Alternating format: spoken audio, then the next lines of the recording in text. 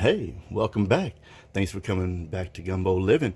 We're going to make you a delicious roast garlic, cracked pepper, and bacon pork loin today. I've got a nice mixed green salad to go with that and tricolor quinoa. It's going to be super easy. This is probably about the easiest dinner you can make. A little bit of prep and you can go sit down. So the first thing we're going to do is turn our oven on to 375 to start preheating while we wrap this pre-marinated pork loin in bacon. Now, a couple things. This is this comes pre-packaged, it's pre-marinated. It's not great on everything, but it's not bad. It's only 15% salt per serving, which isn't great, but it's not that bad. So and the taste is okay, and they're on sale, so I got them. But you don't have to get a marinated pork loin. You can marinate yourself, or you don't have to marinate at all, because actually the bacon is going to do the trick for this particular recipe, and nothing tastes like bacon. So we're going to make it better with bacon. That's always my motto. So what we're going to do is get this bacon out here.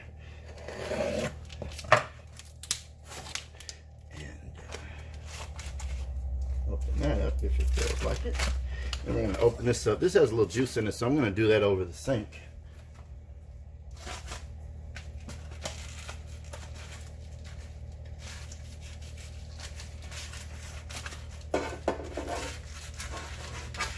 Come out of there. That smells good and garlicky. All right, so this is what it looks like. Got nice garlic and pepper and stuff, and just a little 1 pound loin, and that's good for about 2 people.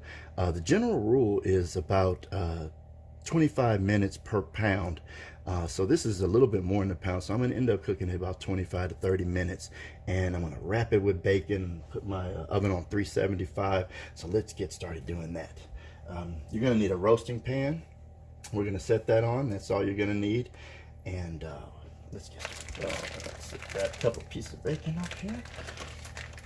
So first thing we're going to do is, let's see how, first we got to measure, right? We'll put a little piece down like that.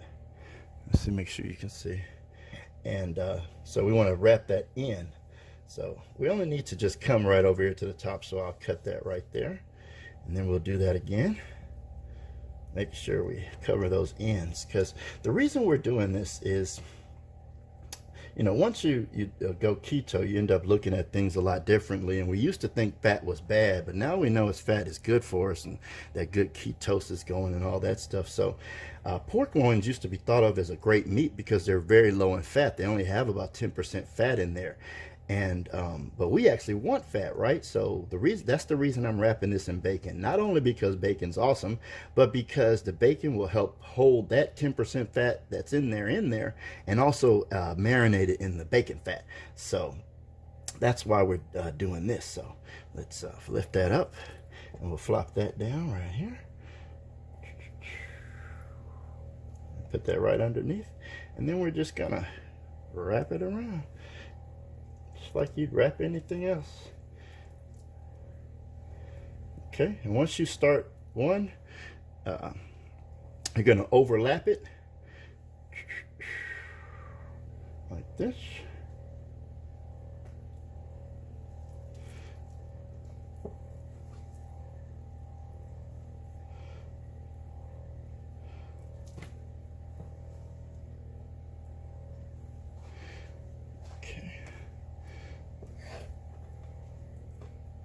I'm actually going to start on the other end and make sure I get everything all wrapped up. Now, they usually always come to a point when they're cut this small, because tenderloins are actually, like this big around at the big end.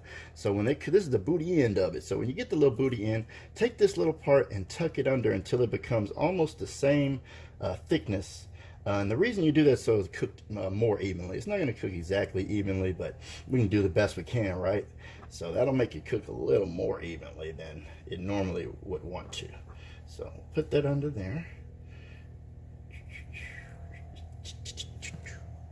All right, one or two more pieces, and I think we'll have us a good little thing going here. All right.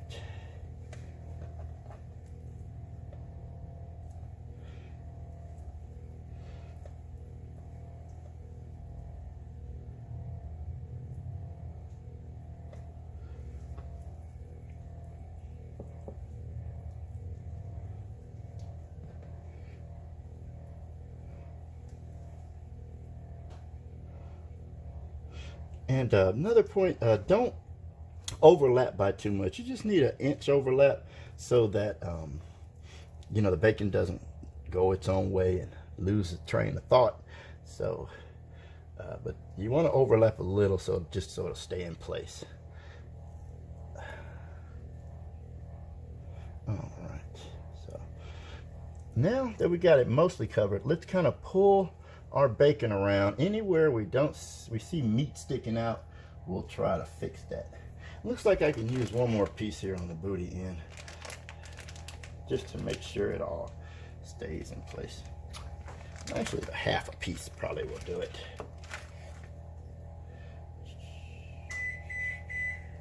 Just like that. Okay. Now, so we got that all nice and wrapped. We're gonna put it on this here roasting pan. I use a slotted pan here. You can use the one with the little slots, doesn't matter. But don't use a grill like let's see, like this, because see, those are way too far apart. Now, if you have a grill, let's see, like this one where it's closer together, then it'll stay on there, won't fall in, and everything will be just fine. But if the grates are too far together, that's not something you really want to use. If you have to use it, if that's all you got, put it at an angle, and that way more surface area will be on the tongs instead of falling in there, and your bacon will be falling down and burning and stuff like that. So let's keep that in mind. All right, so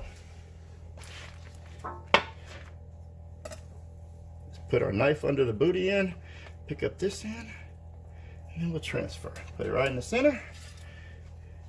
Nothing else to it. This is the bottom of my pan. I'll put that on there.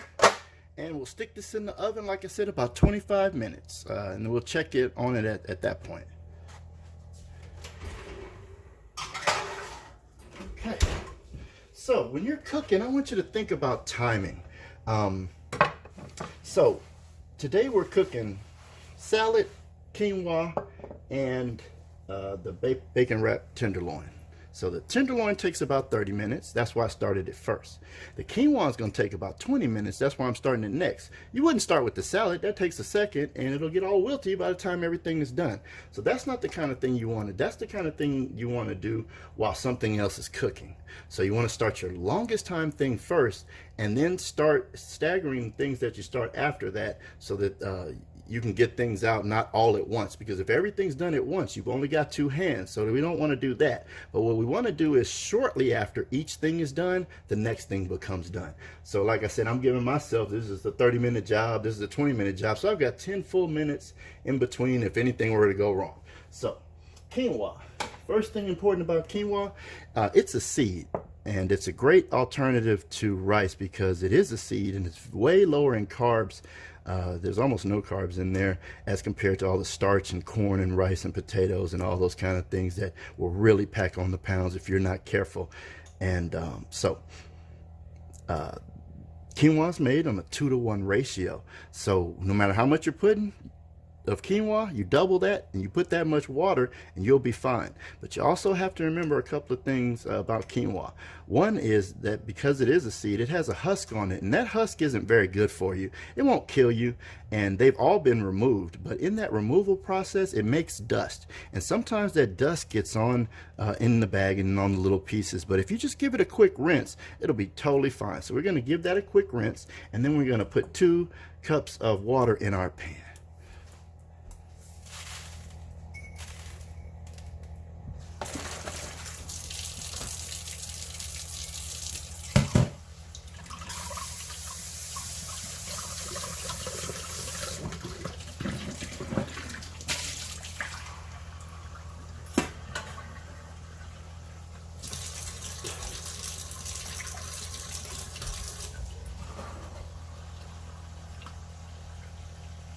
There are very few things that I actually measure out, but anything that has a strict ratio, like when you're making rice or quinoa or anything like that, you want to measure that out. Make sure you get the ratios right. Okay, so we got our quinoa. Now quinoa goes into the pot when it's already boiling. So what we need to do to put in there is some oil, because it's very important that you put a little bit of oil in there so that it's nice and individual tender pieces. So we'll put a tablespoon or so of oil in there. And that's sesame oil. You can use grapeseed oil, you can use olive oil. I don't really use any other oil besides coconut. So any of those sunflower and all that kind of stuff, that's for frying. That's not really for eating. So that's in there. Me and my sister, we're garlic-holics, so we love a lot of garlic. For a normal person, you probably want to put one of these cloves of garlic in there, but for us, I'm going to put a lot. So at least that clove doesn't look that good. I don't like that one. Let's put these 2 littler ones in there.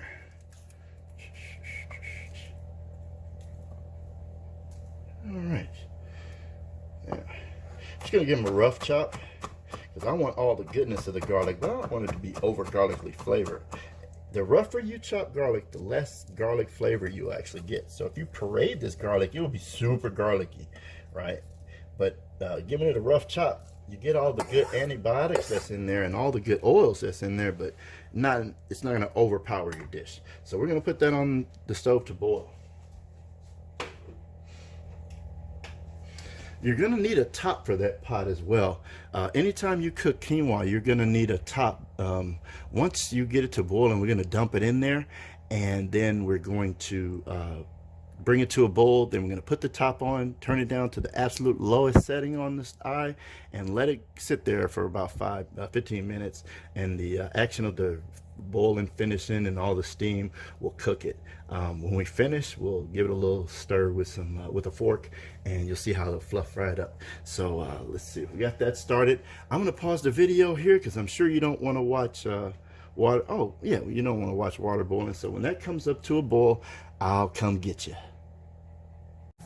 All right, welcome back. We got our water and oil and garlic at a rolling boil. So what we're gonna add now is about maybe this much. Can you see that? Just enough to put on the end of this spoon. And I'm just putting a little bit of this stuff. Like I said, it's got a lot of salt in it, so you have to be very careful with it, but the flavor is really good. And that's the better than bouillon chicken stock that I use. And I'm gonna put one more thing in there before we go, and that's because I like a little bit of spice. I'm gonna put this chili garlic sauce. I'll throw a little half a spoon of that in there. And with that rolling boil, we've already rinsed our quinoa off. Let's shake that in there. And be careful, it'll plop in there and splash hot water on you. So please don't do that to yourself and then be all mad and stuff. Because I warned you, don't do it. Okay, got all the quinoa in there. Just give it a little bit of stir, make sure it's all even and not in one little pile in the corner or anything like that.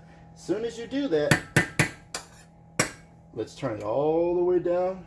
Let's put our top on it and leave it. Let's always turn our handles away from where people can walk by and knock stuff on them too. That's a quick way to get a 3rd-degree burn. Let's not ever do that. All right, so now we got pork loin in the oven at 375 for about 25 minutes. We've got this going.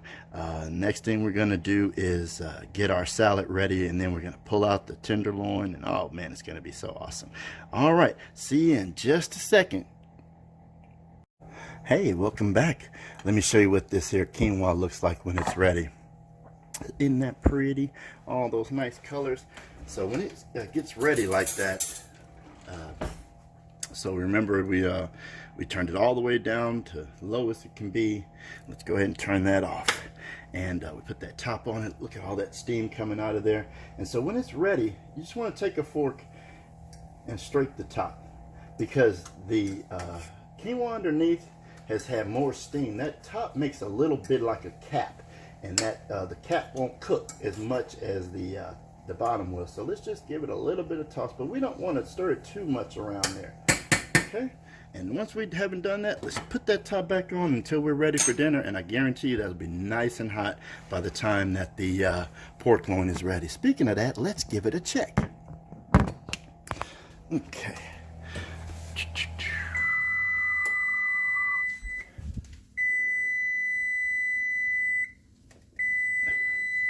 Oh, you be quiet.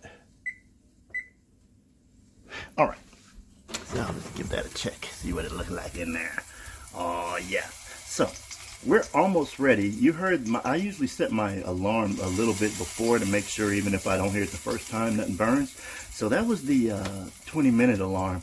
And it looks like to me that this could cook a little bit faster. So I'm going to go ahead and turn the temperature from 375 to 425 so that that outside cooks a little bit faster. But the inside will still be nice and good, I promise. Okay, so we turn that up to 425. I'm going to let, in 5 minutes, I'm going to come back and check this again, and I'll come get you. Well, welcome back. The pork loin is still in the oven. I haven't taken it out yet, but while it's a couple of minutes away, I'm going to get our salad started so you can see what I put in my salad and just how easy it is to make a nice little salad dressing. Please stop buying those salad dressings in the bottle. I know, unless you're, paying $4 or $5 for them, because those usually don't just pump so much sugar and salt in them that they're just terrible. You're eating a salad, but you're still eating really bad food because of the sauce that you put on it. For a good salad dressing, what you need is something tangy and something sweet and some fat. That's all you need.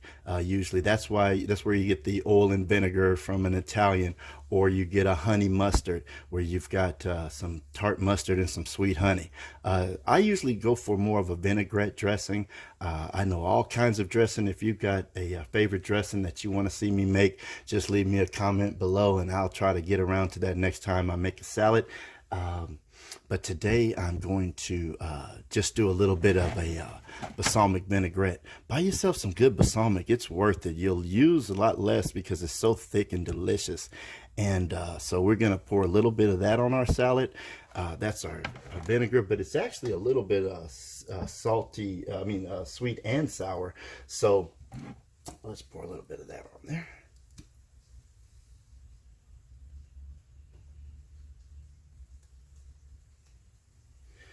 All right. So I'm going to get a little bit of lemon or lime, just depending on which one I got.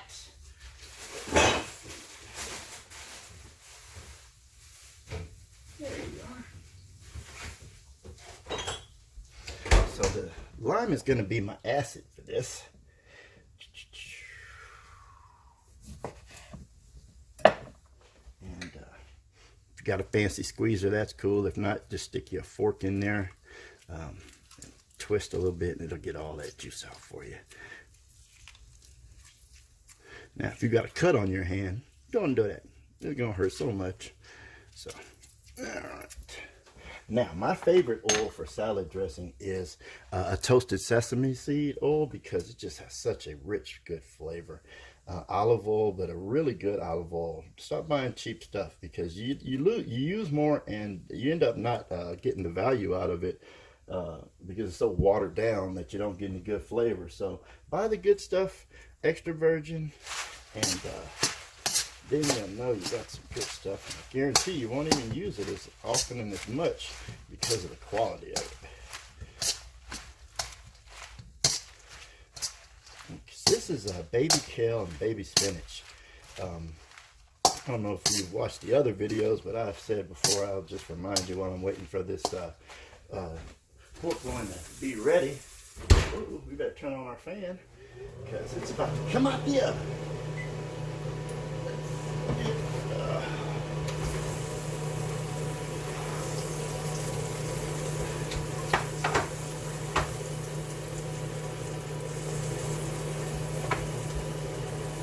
Okay, let's go take a look at that.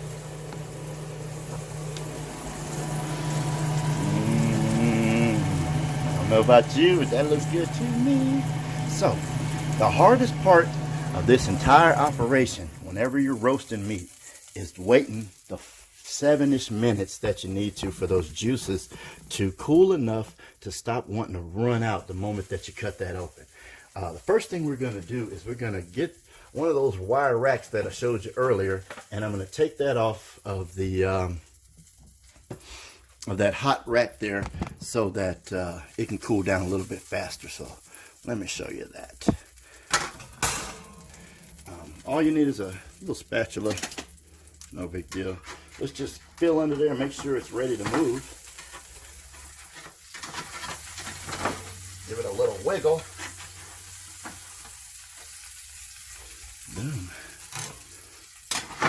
Now, at this point, let's get my hot stuff in here.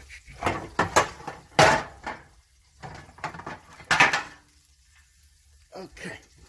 Now, you see that nice roasty goodness in that pan?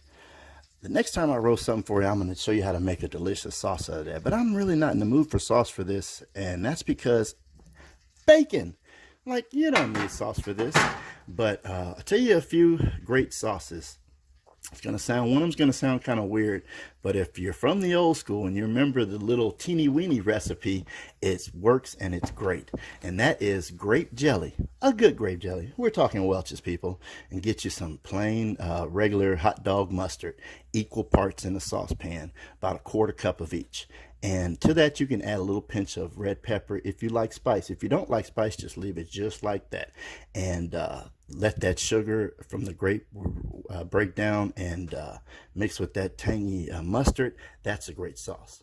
Mustard cream sauce is also a great sauce. You can make that with mustard and sour cream. That's all. You make that mustard and sour cream. And you can do that to taste. It's not a very complicated recipe. You can put a touch of that on any pork that you make, and it won't be a bad thing. I've got some cranberries in there. We can make a cranberry sauce. We'll make sauces one day, and I'll teach you how to do a little bit of sauce. But today, we're not going to do any sauce. We're just going to try to wait on this here bacon. And while we do that, let's finish up our salad. All right. We're just about finished there, really. But make sure you give that salad a good toss. Make sure you see some nice shiny leaves all the way around.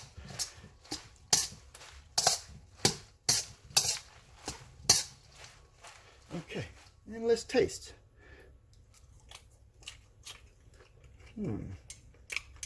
That's all right. What does that need? I think just a little bit of salt. Actually, I'm going to put a little bit of nature seasoning. It's like a good salt and pepper, like kind of a basic seasoned salt. It's got a little onion powder in there and a little garlic powder, and it's only 16% salt. I'm just going to give that just a tiniest of shake. That, I guarantee you that's not even a 1/4 teaspoon.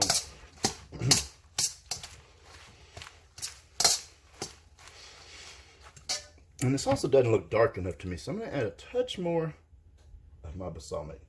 One more little swirl around.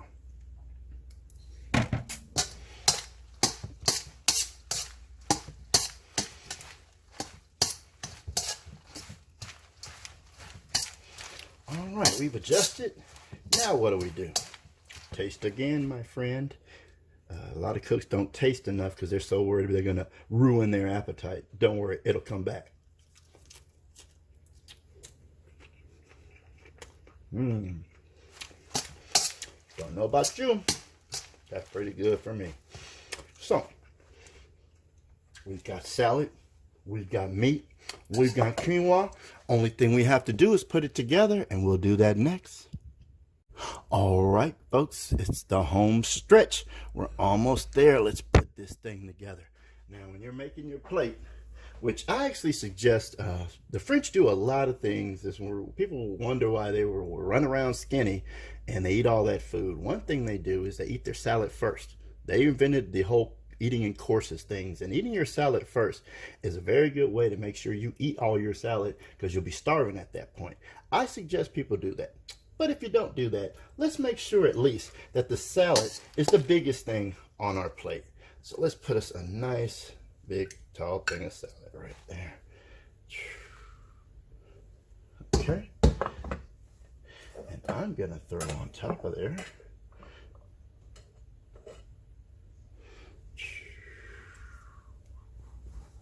all right. Okay. Now, a couple of things about cutting open something like this. If you're trying to impress a date, you should cut this in front of them, because look how pretty it looks. Now, this might fall apart because the bacon isn't on there that good. It might stay together. I don't really care, because I'm for the flavor. I'm gonna put both of them in my mouth and chew. But let's see if we can make it stay together and be all pretty for the video. Okay, so the first thing you're going to do is I'm going to sharpen my knife, and I'll make sure it's good and sharp.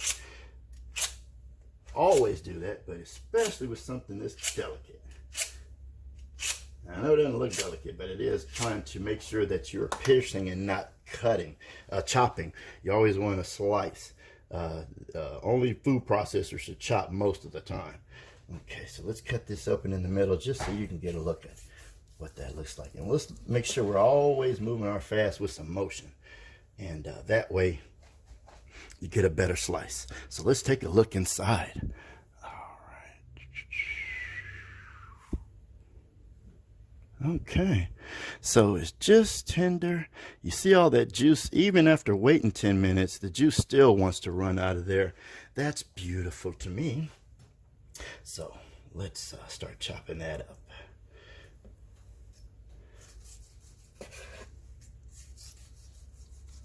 And remember, we're going to get a lot of motion on this. We want to make sure no serrated knife either. We want a flat knife for this. And make these pieces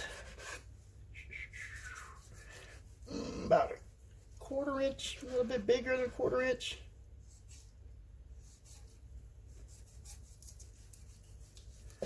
All right.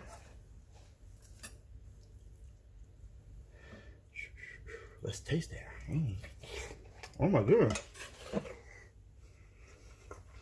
So I'm not going to waste this juice. I'm going to try to get it up.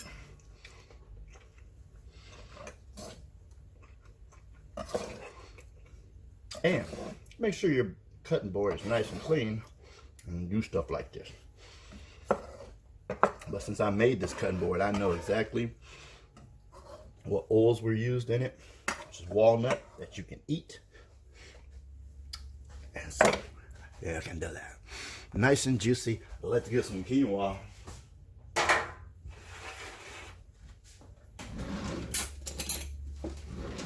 And even though this isn't rice, we still don't want to be packing our face full of it. It is delicious. But we want to have a little handful. Not go crazy. That way you can save up some calories for when. Oh, I didn't even realize y'all couldn't see all that. So, there we go. All right, don't that pretty? Now, we're going to drizzle on the quinoa. Quinoa loves oil. So let's drizzle a little bit of oil on there.